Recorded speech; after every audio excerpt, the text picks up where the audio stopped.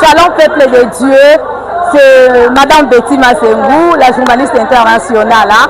Donc je suis une servante aussi ici à l'église Rehoboth et je tiens à vous inviter en tout cas à une grande croisade dénommée la délivrance de la maison de mon père, 15e édition. Alors nous allons débuter ce lundi 10 août, donc du lundi 10 août au dimanche 16 août à partir de 16h30 ici à l'église Rehoboth, 6 sur l'avenue Saint-Luc numéro 40. Et le dernier jour, le 16, nous serons au terrain Massamba à Limité, 13e rue. Alors, venez très nombreux en tout cas, tu as invité ma papa, ma maman, jeunes frères, jeunes sœurs, tu as invité les maisons de mon père, et ça, campagne Oyo ou croisade Oyo qui pas qu'à église.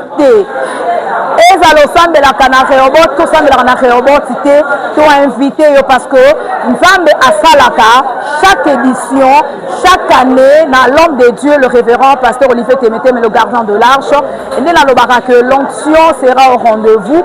Et maison de mon père Oyo, et Bimisa Bisso, na ba loi et belé, na ba système et belé, à ba famille, tel que le système Oyo, na kati ya ba famille, la biso, ba limitation d'âge. Alors, toi, il y a tout pour la limitation d'âge. Maison de mon père, il y a un témoignage ébélé. Oh, une femme a salé la biso. La maison de mon père, Oyo, Zambe a longo la stérilité secondaire. Na kata maison de mon père, l'homme de Dieu a bondé là. Et le lot, Zambe appelle ça un beau garçon, un garçon très intelligent, Jaftan Panea. Et Zambe a bali sanga, Zambe a longo la ngai, na ba système Oyo, et Kamaka libota na ngai. Alors, cette fois-ci, na invité pe bandeko nyonso. Eza la bandeko libota na ngai. Eza la bandeko Oyo, bosambe la kape na Rehoboth te. Boya to kuka, ba loi wana, ba système ya famille, ba idole, ba nzambe ya ba famille, Oyo ba réclamaka, ba vie na biso, ba bozui na biso. Alors, en tout cas, soyez le bienvenu. Que le Seigneur vous bénisse abondamment. Ne ratez pas. C'est vraiment un rendez-vous exceptionnel avec le Seigneur. Bampangi na muno ya bandundu, bampangi na mungu ya Bakongo, ya imuno mpangi na beno, Mama France Monsinibi. Muke binga benu bekuisa benu nyonso, sambu na kusambila na prière ya betu kele, na thème na yokele, je sors de la maison de mon père. Yoge songande, kubashika na nzo ya tata. Kubashika na nzo ya tata ya ikeke, ba système ya betu mekutana na yo. Be mochike mona même na kati na ba vina betu, na kati na ba banzo na betu, kuzanga pauvreté, ba maladie, ba loufwa, ba célibat, ba divorce, ngelu bala pipijai, mbashi bagalu kukula nge, ba problème, ba maladie, be mochi ya muge sala vidéo, ya kena bantu kuzoa, ba kumona munu santé mouvanda na yo.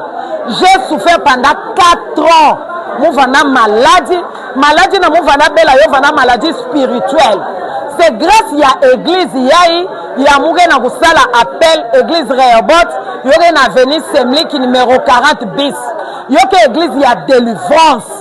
Nde mukusaka à l'aide ya l'homme de Dieu le pasteur Olivier Temeteme nda sadila mu ba prière bubu mume kumandi tungol. Bantu mingi kuzamuno ya bole vanaka bomona botu wa ma France. Ngeme kuma nene, ma France, ngeme kuma bien, c'est à cause de la délivrance. Yo ina mwena kubinga benu nyonso.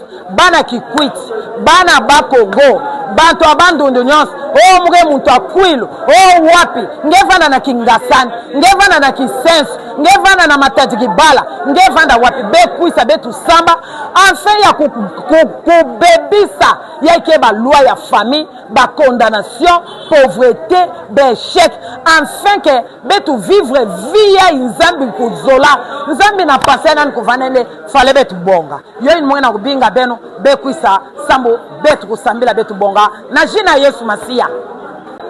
Amujambo banduku bote, tunamisalimia pale pote muko Lubumbashi, muko Kinshasa, muko makomine yote, tunasema mjambo yenu. Siye ni kanisa Rehoboth, ni communauté. Siye tuko mu ministère ya délivrance. tuko nasemea zaidi mambo ya la maison de mon père. Hii mambo hii kishina la maison de mon père, Mswahili banaita nyumba ya bizazi. Nyumba ya bizazi ya baba yetu, ya bankambo yetu, bankambo ba zamani. Baringia mabuloji, banafanya bitu vya kila namuna. Banatumikisha buloji, njoo kuteswa maisha yetu. Leo si tunaanza kuria. Unaangalia maisha yako, hakuna kintu kiko natembea. Unaangalia batoto yako, hakuna kintu kiko natembea. Tuko tu maisha paka moya. Kwanza mubunkambulula. Tina bunkambo, tina siye. Na si tuko nazala batoto, na batoto yetu bako nazala, tuko naona ke ile maisha ni paka ile moya ya buloji, ya mikoshi, ya malana. Ile barituvuika, njo tuko nateswa leo, tuko naria. Alors tunamiita mwe bote. Tuko naanza kampani yetu le 10 août. Iko umu Mulemba, Avenue Saint-Milik numero 40. Tunamiita mwe bote, tuko naanza le 10. Magharibi yote. Le 11 tuko hapa. Le 12 tuko hapa. Si le 16. Si bote tuko nenda mu terrain. Mu terrain limité. Ile terrain ya 13e rue. Pale pa ile masomo ya Malula. Ile terrain munene ya 13e rue. Si bote tuko na mwangika pale. Ma délivrance itafuanika. Maokovu itafuanika. Maisha ya bantu mingi itafunguriwa. Majama itafunguliwa. Tutapata ufungurivu na okovu. Muma nyumba yetu, muma maisha yetu, muma kazi, muma ndoa, muma projet mbalimbali. Mungu atubariki, tunamita mkuye. Mungu atubariki si bote. Shalom peuple de Dieu, c'est bien moi le berger Isaac sur vos écrans. Alors nous sommes la communauté d'intercession Rehoboth. L'église Rehoboth organise une grande activité dénommée la délivrance de la maison de mon père. La maison de mon père, c'est notre vision. Nous sommes ici à la 15e édition. Alors, tobengi sibino batunyo so bolanda biso awa à partir de vos écrans awa bolanda biso tobengi sibino de partout et qui peut glisser aux musulmans, aux catholiques, aux wapi yaka awa toza basé sur la délivrance des familles. La maison de mon père est en likambo makila. Donc tant que la maison de mon père est en ndakuté le roi ndaku physique. Awa ezake délivrance ya bitumba ya makila. La Bible déclare nos pères ont péché, ils ne sont plus et c'est nous qui portons la peine de leurs iniquités. Pourquoi nous portons la peine de leurs iniquités? C'est parce que nous portons le même sang que notre père, que nos pères. Alors te bien ici va te belé, bah il y a vraiment une activité on mène adresse naviso. Nous allons venir Saint-Milik numéro 14, numéro 40. Saint-Milik numéro 40. Avenue Saint-Milik numéro 40. Soko Komi, Super Lemba, référence Galerie Gotanzambi. Au Kitio Tuni Avenue Saint-Milik numéro 40. Alors activité au Banda à partir du 10. Du 10 au 16 août. Alors du 10 au 15, tu as venu Saint-Milik numéro 40, na commune à Lemba.